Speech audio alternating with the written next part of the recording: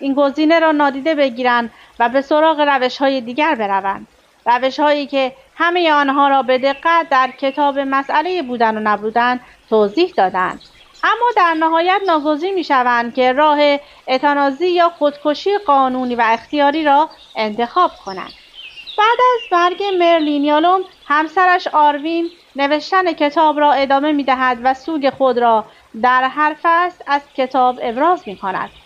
او افکار و احساسات خود را درباره مرگ مرلین بر روی کاغذ می‌آورد و تلاش می‌کند با غم فقدان در زندگی جدید خود کنار بیاید.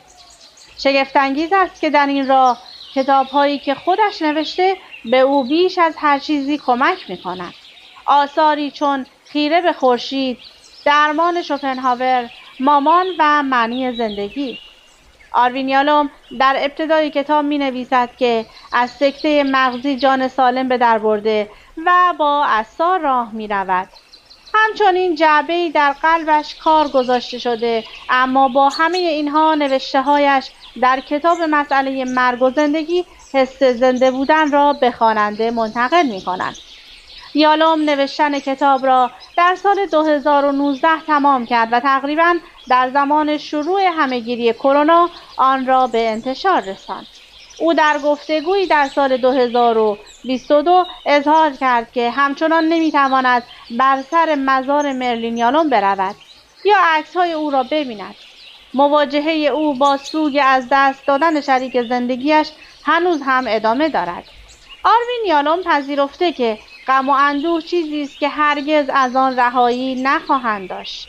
تنها کاری که از دست او برمی‌آید سازگاری با غم از دست دادن عزیزان است.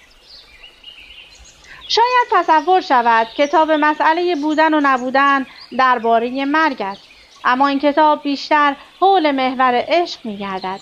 این اثر شاید دلخراش باشد، ولی گواهی است بر یک عمر عشق ورزیدن و زندگی مشترک پر از شادی و بدون حسرت.